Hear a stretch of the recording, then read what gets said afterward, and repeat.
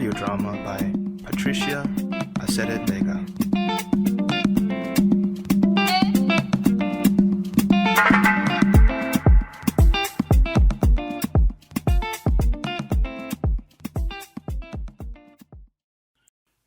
Episode 6. So, when will they be ready? Well, as you ordered 2 more styles, I think I'll be able to finish them in about 2 weeks. If I have them before, I'll definitely let you know. That's fine. Let me know the cost. I'll make a transfer now. Okay? Are things better with Chris? Nope. They are worse if possible. And the family dinner has been set for Saturday. I'll have to tell them there that there won't be any marriage. My friends are trying to help me discover why Bettina and Chris broke up. But it seems none of them gave a proper explanation to anyone. No one knows anything. I'm really beginning to feel more and more like the supporting actress in a soap opera. I don't know if I'm making any sense. It's a difficult situation. Your doubts are not imaginary. Listen, all I can think of is that we go and see Claire Jacobs. If there's anything that was said, she would know. I'm afraid that I don't know Chris's friends. I really only met him a few times. And there are other people around. I would really appreciate the visit to Mrs. Jacobs. I've met her only about 3 times, I think. But she's not someone I know well enough to ask such delicate questions. I'm sorry to have to put you in this situation. I offered. It is more important than me being uncomfortable with Mrs. Jacobs. She's a very direct person and I'm expecting the usual questions. Thank you. It's all I can repeat. But do you think we'll be able to see her before Friday? Gabrielle held up a finger as she took out her phone and dialed. A moment later, Mrs. Jacobs' voice came through, loud and clear. Without even being on speaker, Helen could hear her. Gabrielle, it's been a month since that terrible evening. I've thought of you often, but I didn't want to call. So much has happened. How are you? I'm fine, Mrs. Jacobs. Yes, it's been quite hectic. How have you been? Fine, but you have no idea all the drama that ensued after all that happened in our group. I can't believe it. Mrs. Jacobs, Helen, Chris's fiancée, and I would like to come and see you. How could it be possible? Oh, of course. I have an outing this evening. But how about tomorrow? Tomorrow at about 11 a.m. at my house? Yes, that will be fine. We'll see you then. Okay, see you then. See you. A few more pleasantries were exchanged, and the call was finalized. Gabrielle made a call to her personal assistant to change an appointment she had the next day, and then left soon after. Helen was once again left alone with her thoughts.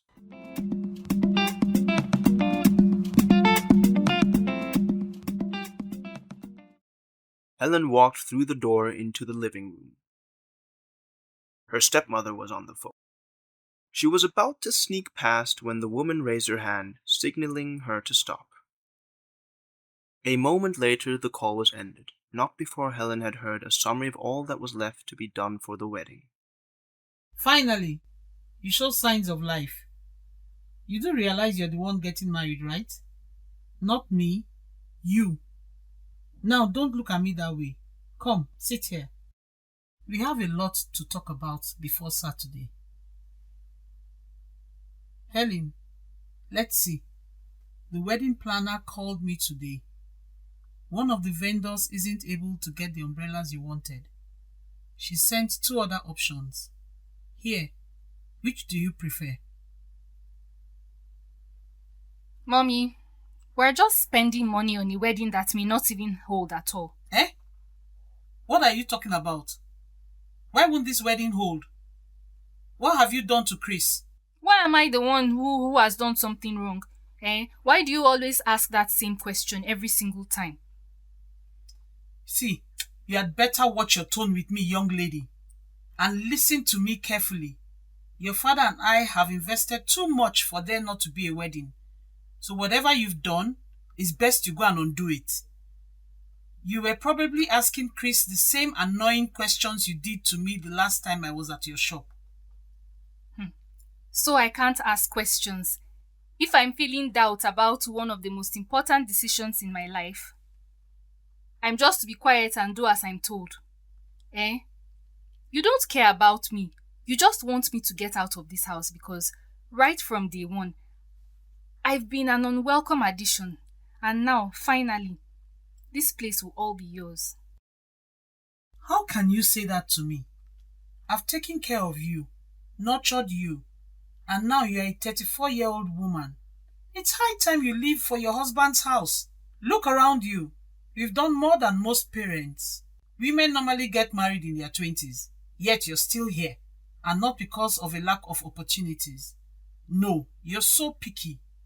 You said no to everyone that has come your way. So, if you are the common denominator, then you are the problem. That's it. Right there. It's what you've always done. Belittle me at every opportunity.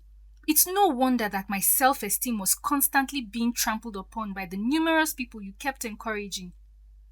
I continued dating them despite the fact that they treated me badly. If that is the care you claim to have lavished on me all these years, then please stop. It hasn't done me any good. Stop right there. Stop right there. I'm talking to you. This is what is wrong with your generation. You think you know it all. I only gave you the same advice my mother gave me. You have to endure. Nobody is perfect. Men come with their issues, and with time, they change. Okay, tell me, what's wrong with Chris? Has he beaten you? Does he have skeletons in his cupboard? Because all of a sudden you've decided you won't marry him. Look, let's calm down. These things are normal. One gets nervous before the wedding, and you start questioning things. Go and sleep. I'll pick the umbrella model myself. You don't get it. That advice you've been giving me is not good. Things don't always get better. And because I didn't want to disappoint you, I allowed men to use and abuse me. All in the name of getting that coveted ring. For the second time in my life, I found the courage not to go on. For once, I'd like you to be on my side because most probably I won't marry Chris. Can you do that? Helen looked at the woman for a moment. There was a silence between them caused by the fact that they had never spoken so openly, and both women were shocked. One because she did not believe that she found the courage, and the other because she was shocked at all that had been said to her. Helen, with one last look in her stepmother's direction, walked out of the room.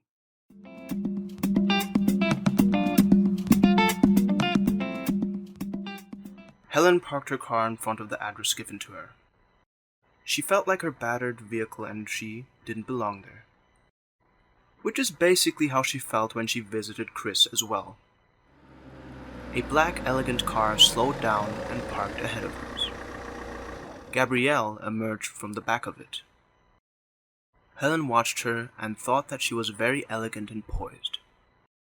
Helen scrambled out of the car as Gabrielle got to it. Hi! Sorry. Have you been waiting for long? I'm sorry if I kept you waiting.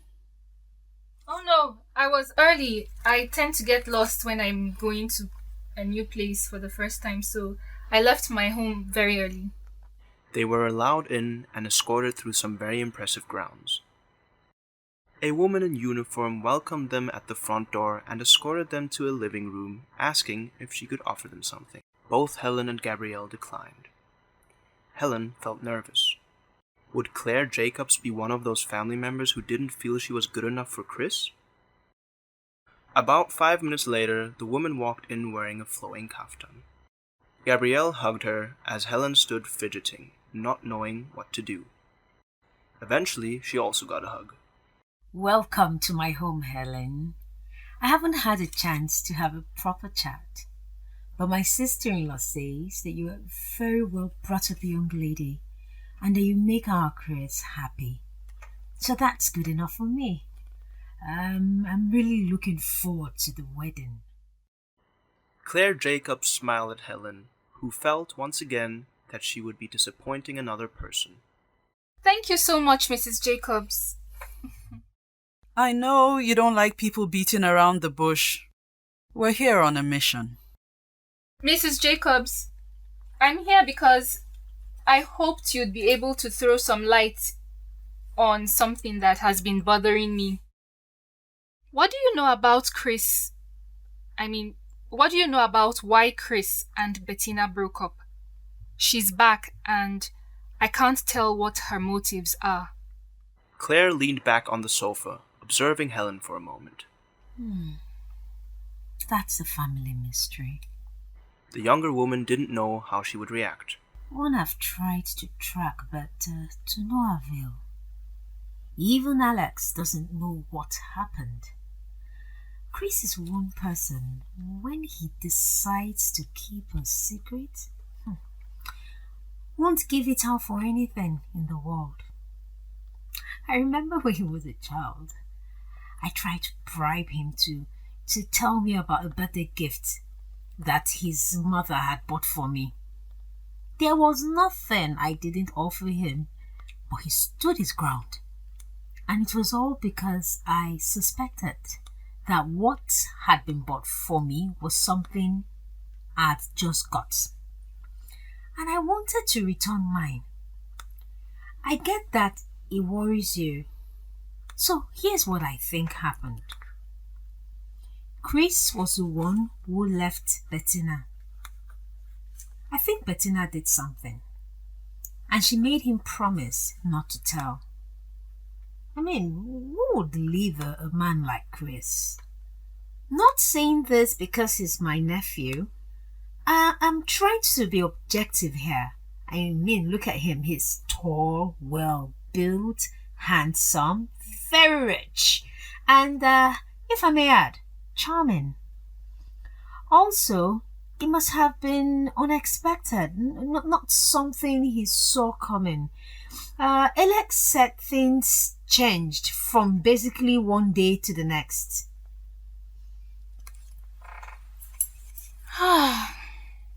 Mrs. Jacobs, is there something else that happened during this period?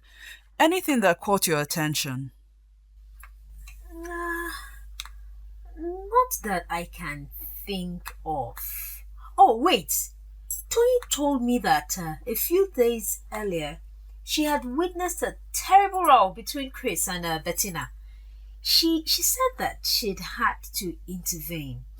And it was because Bettina had discovered that Chris had hired a security team for her and that she was being followed. Security? Yes. It's something we all have. You too, dear. No. I don't have any security. I would have noticed. Yes, you do. Chris probably didn't tell you. Especially after the argument they had. We all do. Sadly, our family needs it. We've been targeted before. About a year ago, for example, a kidnap attempt was made on Tony. Luckily, it ended well. Oh, I'm glad it remained an attempt. Yes, it was strange. The ransom note was sent, but I guess they desisted seeing the tight security around Tony. But now that you have brought it up, what if Bettina was upset because she was doing something fishy? Maybe Chris found out that she was seeing someone else through the hired security. It wasn't long after that argument that they broke up. So, Maybe she's all repentant now and trying to get back to Chris. Well, that will be difficult. I don't know that Chris would forgive an infidelity. But at the same time, well, look, I want to be realistic. They were together for quite some time, Helen. I hope she isn't being a nuisance. Well, I did see her at his office when I went visiting. I have no idea what she wants. She had no business being there. I understand why you came. I'm sure Chris gave the usual answer that nothing is going on. Probably not on his part. But I don't think it's a coincidence that she came back just before the wedding. I'll keep my eyes and ears open and call Chris to order if I see anything fishy going on. Thank you, Ma. Gabriel, I won't say more, but you know that I won't lose hope. I know that you were invited to the wedding. Alex isn't going with a +1. Would love to have you there. You're single, he's single, anything is possible. Helen almost laughed out loud at the directness of Claire Jacobs. The woman certainly said exactly what she wanted to. I I don't think I'll be attending. But if I change my mind, I will definitely let you know. After chatting a bit more, both women took their leave. They walked out in silence. Listen, I know someone who has a security firm and works as a detective. He helped me with a delicate matter not too long ago. I can ask him to look into Bettina. See if he can find out about the security firm assigned to her, where she's been in the last year. Oh, is it expensive? I don't think I'd be able to afford it. Don't worry about that. Just let me know if you want it done. If I can help you get some peace and make an informed decision, I will. Yes, please. She watched Gabrielle's car drive away. Helen looked around her. It didn't seem like anyone was watching her, but then, what would she know?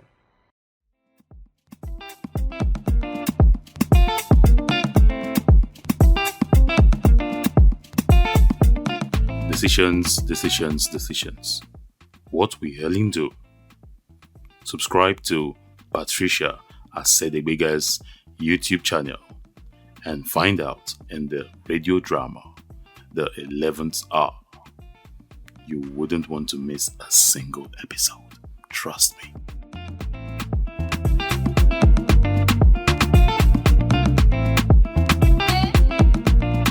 Thank you for listening. Helen and Co. will be back very soon with the rest of their story. Hey, don't go anywhere. Not without subscribing, liking, hitting the bell button for notification, and leaving a comment, my people.